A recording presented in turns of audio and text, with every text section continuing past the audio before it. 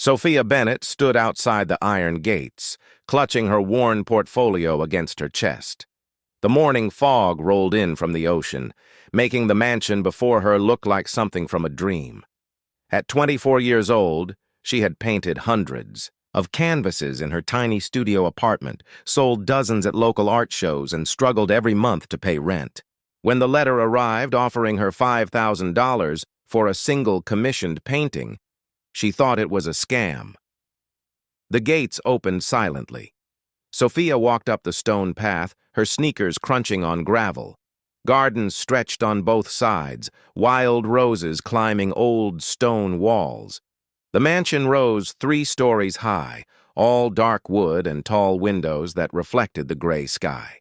She had researched the address after receiving the letter. Sterling Manor, home of Vincent Sterling, a businessman whose company she had never heard of, but whose wealth was apparently substantial. The first meeting a woman in her 50s opened the door before Sophia could knock. She wore a simple gray dress and had kind eyes that crinkled at the corners when she smiled. "Miss Bennett, welcome. I am Margaret, the house manager. Mr. Sterling is expecting you in the gallery." Sophia followed Margaret through rooms that felt more like museums than homes. Paintings lined every wall, some she recognized as works by famous artists. Her heart raced. What could someone with such a collection possibly want from her? The gallery took her breath away. Natural light poured through skylights onto white walls displaying at least 50 paintings. In the center of the room stood a man looking out the floor-to-ceiling windows at the ocean beyond. "Mr. Sterling, Miss Bennett has arrived." He turned, and Sophia felt her breath catch. Vincent Sterling was perhaps 40 years old, tall with dark hair touched with silver at the temples. He wore casual clothes, jeans, and a navy sweater, but carried himself with quiet confidence. His eyes were what held her attention, deep brown and filled with something she could not quite name. Sadness, perhaps, or longing. "Thank you, Margaret." His voice was warm, gentle. "Please call me Vincent. Mr. Sterling makes me sound like my father, and I spent too many years trying not to become him." The proposal Vincent gestured to a leather sofa near the windows. Sophia sat, still clutching her portfolio. "Your work is extraordinary," Vincent said, settling into a chair across from her. "I have been following your career for 6 months. The way you capture emotion in faces, the vulnerability in your portraits. That is a rare gift." Sophia felt heat rise to her cheeks. "Thank you. I paint what I feel." "I know. That is why I want to hire you." Vincent leaned forward, his expression earnest. "I need you to paint something for me. A portrait, but not of me. Of someone I lost." He stood and retrieved a photograph from a desk drawer. He held it for a moment, his fingers trembling slightly, before handing it to Sophia. The woman in the photo was beautiful, with light brown hair and eyes that sparkled with joy. She stood on a beach, laughing at something beyond the camera frame. "Her name was Catherine," Vincent said softly. "We were engaged 5 years ago. She died in a car accident 3 weeks before our wedding." Sophia looked up at him, seeing the raw pain in his eyes. "I am so sorry." "I have photographs, but I want something more. I want to capture not just how she looked, but who she was. The warmth, the light she brought into every room. Can you do that?" A deeper purpose. Sophia studied the photograph again. She had painted memorial portraits before, but something about this felt different. The way Vincent looked at the image, the careful way he had preserved it. "Why me?" she asked. "You could hire any artist. Someone famous, someone with credentials I do not have." Vincent returned to his chair. For a long moment he simply looked at her, as if deciding how much to reveal. "Because when I saw your work, I saw someone who understands loss. Your painting of the empty chair, the one in the window with rain streaming down the glass. I stood in front of that painting for an hour at the gallery. It spoke to me in a way nothing has in 5 years. Sophia remembered that painting. She had created it after her grandmother died, the only family member who had truly understood her. The empty chair had been her grandmother's favorite spot. Loss changes us, Sophia said quietly. It teaches us to see differently. Yes. Vincent's eyes held hers.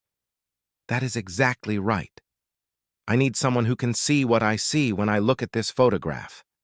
Not just a beautiful woman, but the love of my life, the future I lost, the dreams that died with her. The agreement Sophia felt tears prick her eyes. She understood that kind of loss, that kind of longing. Her art had always been about connection, about making people feel something real. I will do it, she said. But I need you to know something. I do not just paint from photographs. I need to understand her, understand what made her special to you. I need you to tell me stories, share memories. Can you do that? Vincent was quiet for so long, Sophia thought she had overstepped. Then he nodded slowly. That is going to be painful. I know. But great art comes from truth, from feeling. If you want me to capture her essence, I need to know her through your eyes.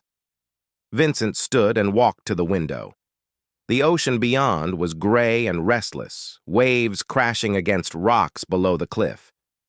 You can work here, he said. There is a studio on the 3rd floor with perfect northern light. Stay as long as you need. Margaret will prepare a room for you. Sophia stood, portfolio still clutched against her chest. When do I start? Vincent turned back to her, and for the first time, she saw the hint of a smile touch his lips. Tomorrow. Tonight, join me for dinner. We will begin the stories then. As Margaret led her to a guest room more luxurious than any place she had ever stayed, Sophia felt something shift inside her. She had come here thinking this was just another commission, a way to pay rent for a few months. But standing in that gallery, seeing the vulnerability in Vincent's eyes, she realized this was about so much more than money. This was about healing, about helping someone find a way to honor love without being destroyed by its loss.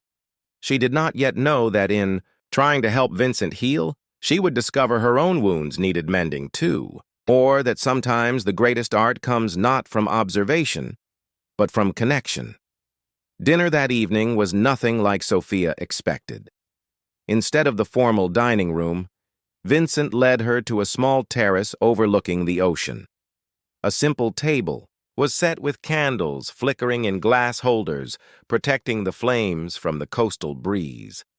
Margaret had prepared pasta with fresh herbs, crusty bread, and a bottle of red wine. I thought we could talk more comfortably out here, Vincent said, pulling out a chair for her. The dining room feels too formal for the kind of conversation we need to have. Sophia sat, watching the sun paint the horizon in shades of orange and pink. The ocean stretched endlessly before them, powerful and beautiful. She understood why. Vincent had chosen this place. There was something healing about watching waves, about being reminded that life continued its rhythm regardless of human pain. Vincent poured wine into her glass, then his own. He took a sip, gathering his thoughts. When he finally spoke, his voice was soft but steady. Catherine loved the ocean. She grew up in a small coastal town in Maine. Her father was a fisherman, and she spent her childhood on boats. She used to say the ocean was the only place where she felt truly free. Sophia listened, watching his face as he spoke. The pain was there, but also something else. Love, still alive after 5 years. We met at a charity event in Boston. I was there because my company was sponsoring it. She was there because she volunteered with the organization that helped children with disabilities. I watched her interact with these kids, getting down on the floor to play with them, making them laugh. She had this light about her. Vincent paused, looking out at the darkening ocean. Sophia waited, giving him space to continue at his own pace.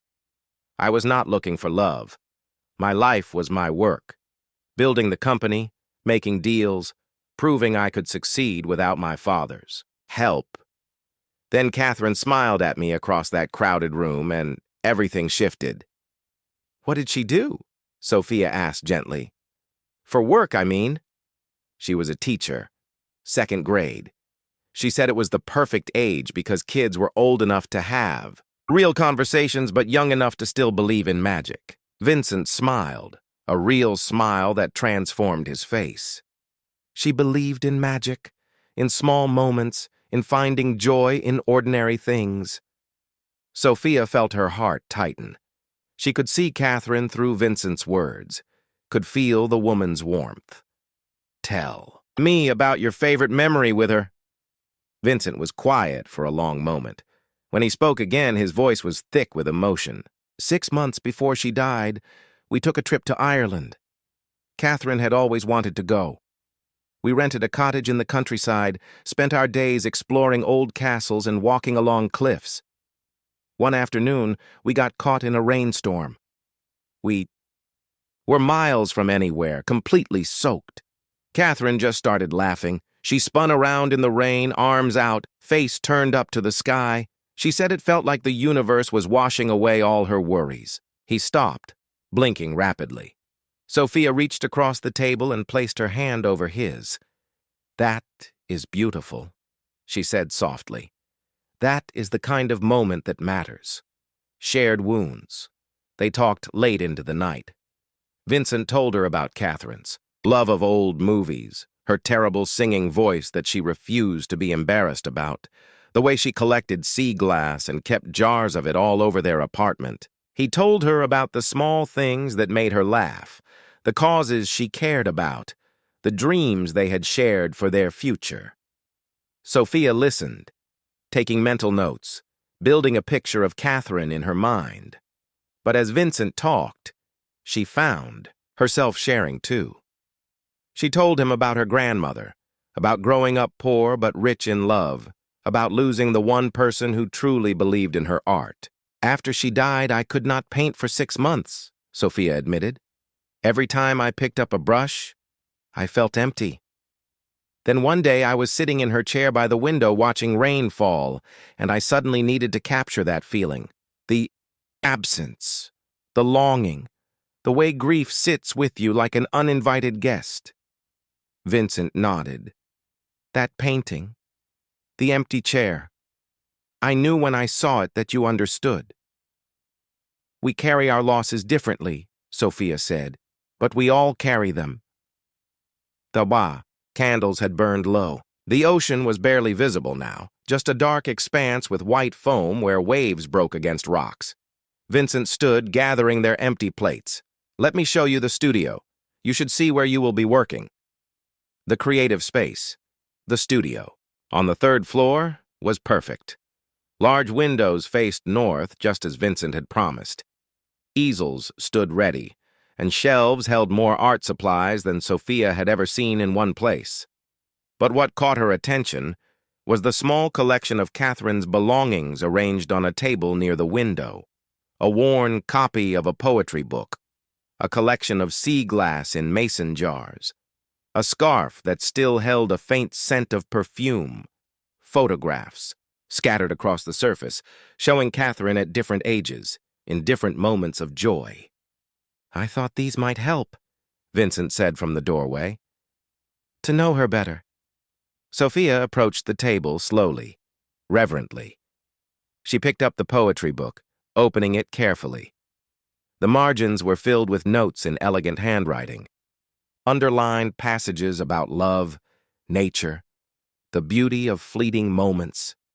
"She sounds wonderful," Sophia whispered. She was. She made me believe I could be better than I thought possible. That success was not just about money or power, but about connection, about making a difference in small ways. Vincent moved into the room, standing beside her. "When she died, I lost more than the woman I loved. I lost the version of myself I was becoming with her." Sophia turned to look at him. In the dim light, she could see tears on his cheeks. Without thinking, she reached up and gently wiped them away. "You have not lost that version," she said. "He is still there, just grieving. Catherine helped you find him, but he was always part of you." The storm 3 days into the painting process, a storm rolled in from the ocean. Wind howled around the mansion, rain lashed against windows, and the sky turned dark as evening, though. It was only afternoon. Sophia worked in the studio, completely absorbed in her canvas. She had spent hours studying the photographs, reading Catherine's notes in the poetry book, holding the sea glass, and imagining the woman who had collected each piece. The painting was taking shape. Not just Catherine's face, but her spirit. Sophia painted her standing on a cliff overlooking the ocean, arms slightly outstretched, face turned toward the sky. Her expression was pure joy, the kind that comes from being completely present in a moment. A crash of thunder shook the house. The lights flickered, then went out completely. Sophia set down her brush, waiting for her eyes to adjust to the sudden darkness. "Sophia?" Vincent's voice came from the doorway. He held a flashlight. "Are you all right?" "I am fine. Just surprised." Vincent moved into the room, shining the light carefully around. "The power goes out sometimes during storms. It should come back soon." He approached the easel, lifting the flashlight to illuminate the painting. Sophia held her breath, suddenly nervous about his reaction. It was still unfinished, rough in places, but the essence was there. Vincent stood completely still. The flashlight trembled slightly in his hand. "That is her," he said, his voice breaking. "That is exactly her. How did you capture that?" The storm raged outside. In the dark studio, lit only by the flashlight, something shifted between them. Vincent set the light on a table, and in its indirect glow, Sophia could see tears streaming down his face. "I have not cried like this in years," he said. "I thought I was past it, thought I had moved on. But seeing her like that, seeing her joy preserved, it brings everything back." Sophia moved closer. "Grief does not follow a timeline. It comes in waves, just like the ocean she loved." Vincent looked at her, really looked at her, and Sophia felt something pass between them. Understanding, connection, something deeper than she could name. "You are remarkable," he said softly. "Not just as an artist, but as a person. You have this gift for seeing people truly, for understanding what matters." "You are giving me too much credit. I just paint what I feel." "That is the gift." Vincent reached out, his hand hovering near her face, not quite touching. "You feel so deeply. I forgot how to do that after Catherine died. I built walls, threw myself into work, kept everyone at a distance. But being around you these past few days, watching you create, listening to you talk, you are teaching me how to feel again." Sophia's heart raced. This was not supposed to happen. She was here to paint, to help him honor his lost love. But standing in the darkness with him, feeling the pull between them, she could not deny what was growing. "Vincent," she started, but he shook his head. "I know, it is too soon, too complicated. You are here to paint Catherine, and I am still in love with her memory. But I needed you to know. You are changing something in me, opening doors I thought were sealed forever." Truth in silence. They stood in the darkness as the storm raged, neither moving closer but neither pulling away. The moment stretched, filled with possibility and fear, with grief and hope, with the complexity of two damaged people finding unexpected connection. Finally, the lights flickered back on. The spell broke. Vincent stepped back, clearing his throat. "I should let you work. Margaret will have dinner ready soon." But before he left, he turned back one more time. "Thank you, Sophia. For the painting, yes, but more for reminding me that my heart still works." After he left, Sophia stood before her easel, looking at Catherine's joyful face taking shape on the canvas. She understood now why Vincent had chosen her, why her painting of the empty chair had called to him. They were both trying to honor what they had lost while figuring out how to keep living. The difference was, Catherine's death had closed Vincent's heart. Her grandmother's death had opened Sophia's to the pain of others. She picked up her brush and continued working. The painting was becoming something more than a memorial. It was becoming a bridge between grief and hope, between holding on and letting go, between honoring the past and allowing space for a future neither of them had planned. 2 weeks later, Sophia stood back from the completed painting. Early morning light streamed through the studio windows, illuminating the canvas. Catherine stood on the cliff edge, her hair caught in an invisible wind, arms open wide, face tilted, toward the sky with an expression of pure freedom. But it was more than just a portrait. Sophia had captured something intangible. The joy of being alive, the courage to embrace each moment, the way love transforms ordinary experiences into something sacred. Sophia had worked late every night, sometimes painting until dawn. Vincent would bring her tea, sit quietly in the corner, and watch her work. They talked about everything and nothing. He told her about his childhood, about the pressure of family expectations, about building his company from the ground up.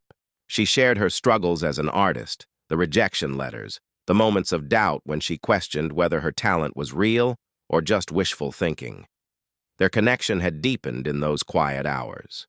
Sophia found herself thinking about him constantly, noticing small things, the way he rubbed his temples when he was tired, how he always made sure she ate something when she got lost in her work, the gentle way he spoke to Margaret, treating her like family rather than staff. But guilt followed every warm feeling.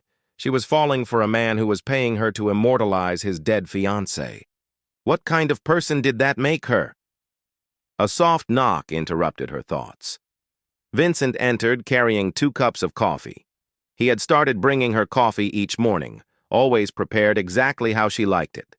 These small gestures made her heart ache. "Is it finished?" he asked, approaching slowly. Sophia nodded, suddenly nervous. She had poured everything into this painting, not just her skill, but her heart. She had painted Catherine with all the love Vincent had described, but also with her own understanding of what it meant to live fully, despite knowing loss could come at any moment. Tears of release. Vincent stood before the painting in complete silence. Minutes passed. Sophia watched his face, seeing emotions cascade across his features. Pain, joy, grief, gratitude. Finally, he reached up to touch the canvas gently, his fingers hovering just above the painted surface. "She would have loved this," he whispered. "You captured her completely, the way she embraced life, the fearlessness, the joy. It is all there." He turned to Sophia, and she saw tears streaming down his face. But these were different from the tears she had seen before. These were not just tears of grief, but of release. "Thank you," he said, his voice thick with emotion. "Thank you for giving her back to me this way, for showing me that remembering her does not have to only hurt. It can also celebrate what we had." Sophia felt her own tears fall. She was lucky to have someone love her so completely. Vincent moved closer to her, his eyes searching her face. "Can I tell you something?" "Of course." "When Catherine died, I thought my capacity for love died with her. I built this house on the cliffs because I wanted to be isolated, separated from a world that no longer made sense. I collected art because it was safe.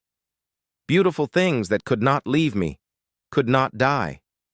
I was existing, not living." He reached out and gently tucked a strand of hair behind her ear. Sophia's breath caught. Then, "You arrived." This young artist with paint under her fingernails and stars in her eyes. "You saw my pain, understood it, but refused to let me hide in it. You challenged me." made me talk about Catherine, made me feel the grief I had been avoiding. And somewhere, in that process, you reminded me what it feels like to be alive. Confession, under sunrise. The morning sun had fully risen now, painting the studio in golden light. The ocean beyond the windows was calm, reflecting the clear sky. Sophia's heart pounded so hard she thought Vincent must hear it. "Vincent, I need to be honest with you," she said, her voice trembling. "These past weeks, being here, getting to know you, it has meant more to me than just creating a painting. You have helped me too. You made me believe my art matters, that what I see and feel has value. But more than that," she paused, gathering courage, "I have developed feelings for you. Real feelings. And I feel terrible about it because you hired me to honor Catherine, and instead I am standing here wanting something I have no right to want." Vincent's expression softened. He took both her hands in his. "Sophia, do you know why I really chose you?" She shook her head. "I saw your painting of the empty chair 6 months ago. I stood in front of it for hours over several visits to that gallery. I was drawn to it, to the way you captured loss without making it desperate or dark. You showed absence, but also the beauty of what had been there, the love that remained even when the person was gone." He squeezed her hands gently. "I researched you, found out about your grandmother, about how you had channeled your grief into something beautiful. I realized I needed someone like you, not just to paint Catherine, but to help me understand how to carry my grief without letting it consume me. So this was always about more than just a painting?" "Yes, but I did not expect what actually happened." Vincent's eyes held hers with an intensity that made her knees weak. "I did not expect to fall in love with you." Sophia felt the world tilt. "What?" "I am in love with you, Sophia. Completely, terrifyingly in love. At first I told myself it was just gratitude or loneliness, or the intimacy of sharing my grief with someone who understood, but it is so much more than that." He released one of her hands to cup her face gently. "You are brilliant, compassionate, brave, and so talented it takes my breath away. You see beauty in broken things. You create light from darkness. You make me want to be the man Catherine believed I could be, not for her memory but for you, for us." Sophia's tears flowed freely now. "I am scared. What if this is just grief? Just two broken people clinging to each other? What if we are making a terrible mistake?" "We might be," Vincent admitted. "Love is always a risk. Catherine taught me that. We had 2 years together before she died. 2 years of joy, laughter, plans, and dreams. Then she was gone, and the pain was unbearable. For years, I thought that pain meant loving her was a mistake. But standing here now, I realize the opposite is true." He wiped away her tears with his thumb. "Loving her was the best thing I ever did. Even knowing how it ended, I would not trade those 2 years for anything. The pain proves the love was real. And yes, losing her broke me. But you, Sophia, you are showing me how to put the pieces back together. Not to become who I was before, but to become someone new, someone who can honor what I had with Catherine while also opening my heart to what I might have with you. The courage to choose."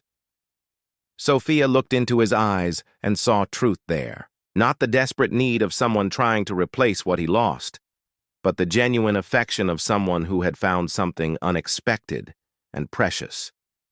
"I am afraid," she whispered. "I have never felt this way about anyone. It is overwhelming." No, I am afraid too. Loving someone means risking loss again. But Sophia, I spent 5 years protecting myself from that risk, and all I got was loneliness. I would rather have one day of really loving you than a lifetime of safety." He leaned forward slowly, giving her time to pull away. She did not. Their lips met softly, tentatively, like a question being asked and answered. The kiss deepened, becoming something more certain. Sophia felt years of loneliness melt away, replaced by warmth and connection and hope. When they finally pulled apart, both were breathless. Vincent rested his forehead against hers.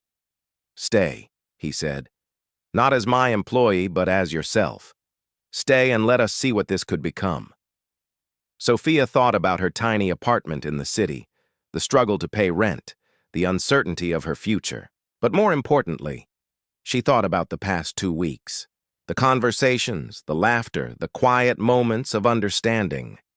She thought about how Vincent looked at her, really saw her, in a way no one else ever had. She thought about the possibility of building something real with someone who understood loss, who valued beauty, who believed in her talent. "Yes," she said simply. "I will stay." They hung Catherine's portrait in the gallery downstairs, in a place of honor where morning light would touch it first. Vincent stood before it with Sophia beside him, their hands intertwined. "She would have liked you," Vincent said softly.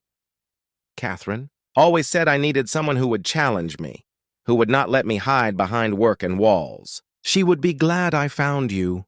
Sophia leaned against him. "I will never try to replace her. I know. That is one of the reasons I love you. You understand that honoring my past with Catherine does not mean I cannot build a future with you. They are not competing truths. They can exist together." Margaret appeared in the doorway, a knowing smile on her face. "Lunch is ready whenever you are hungry. I made enough for 2, assuming Miss Bennett will be joining us more permanently." Vincent laughed. "You knew before I did you not? I have worked for this family long enough to recognize love when I see it. It is about time joy returned to this house." She looked at the portrait. Miss Catherine would approve. She never wanted you to stop living, Vincent. She wanted you to embrace every moment, just like she did. The artist's truth.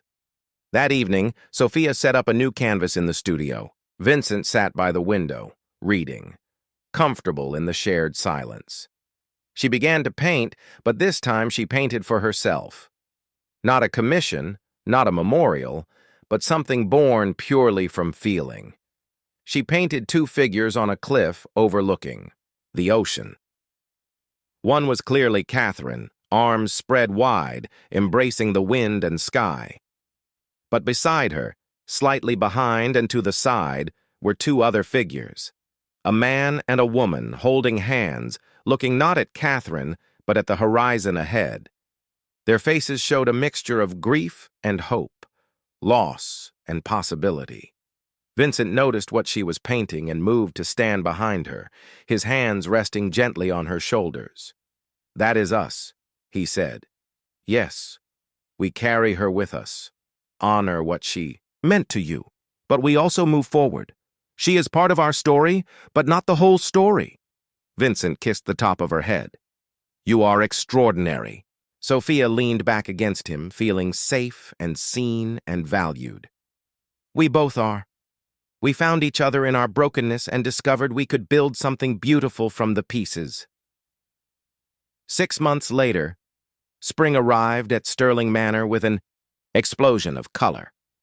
The wild roses bloomed in profusion, their scent carried on ocean breezes.